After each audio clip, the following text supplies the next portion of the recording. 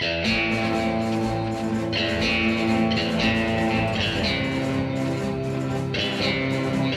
Crazy Rich Helena Lim kini berubah 180 derajat. Pakaian dan barang-barang mewah yang melekat di tubuhnya kini berganti dengan rompi tahanan kejaksaan warna pink.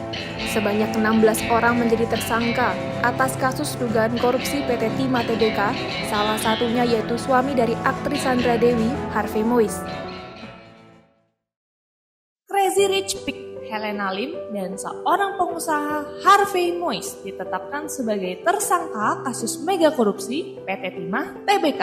Kejaksaan Agung sudah menetapkan beberapa tersangka dugaan kasus korupsi komoditas timah di PT Timah Tbk. Korupsi yang melibatkan PT Timah telah menyebabkan kerugian negara sebesar 271 triliun rupiah. Kalau dirinciin menurut Databox, kerugian ekologis mencapai 183 triliun. Kerugian ekonomi lingkungan sekitar 75 triliun. Kerugian lingkungan sekitar 12 triliun. Itu semua perhitungan kerugian di dalam dan di luar kawasan hutan. Dan ini belum termasuk kerugian negara loh.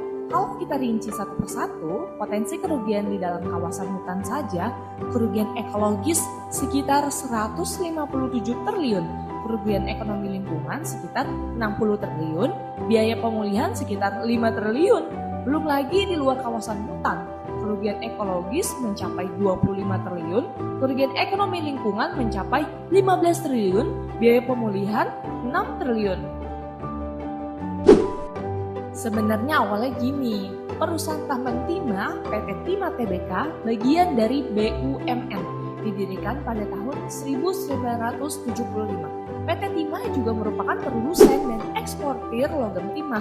Itu juga mencakup mulai dari pertambangan sampai perdagangan, bahkan pengangkutan dan juga jasa. Ini bermula ketika penyidik Jaksa Agung Muda Tindak Pidana khusus Kejagung menggeledah PT RBT di Bangka pada Desember 2023. Perusahaan itu dituduh terlibat korupsi tata niaga timah di wilayah pertambangan PT Timah Tbk periode 2015 sampai 2022. Awalnya ada 5 orang tersangka yang ditetapkan Kejagung tahun 2015 sampai 2022.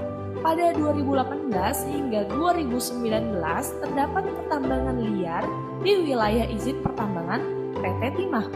2 orang yang berperan adalah Harvey dan juga Mohtar. Mereka sepakat bahwa kegiatan akomodasi pertambangan liar di-cover dengan sewa-menyewa, peralatan prosesing peleburan timah. Hingga 27 Maret 2024, total memeriksa 148 total saksi dalam kasus ini. Dalam majalah Tempo, kerugian ekologis juga dirasakan di wilayah Bangka Belitung seluas 460.000 hektar hutan tropis lenyap karena pertambangan dan perkebunan periode 2018 sampai 2023. Hingga 2018, total lubang yang terbentuk akibat tambang sebanyak 12.607 dengan luas sekitar 15 juta hektar. Kemudian 2021 sampai 2023 tercatat sebanyak 27 orang meninggal dunia, 20 lainnya terluka akibat kecelakaan tambang. Ini menjadi catatan buruk bagi pertambangan di Indonesia. PT Timah memiliki luas konsesi sekitar 288.000 hektar di Pulau Bangka dan Pulau Belitung. Sementara di perairan Pulau Bangka dan Kondur Riau memiliki sekitar 184.000 hektar. Ini merupakan salah satu potret buruk dari tata kelola pertambangan di Indonesia. Jika terus dibiarkan, tentunya akan banyak lagi hutan yang akan hilang karena aktivitas pertambangan yang sudah mulai ugal-ugalan.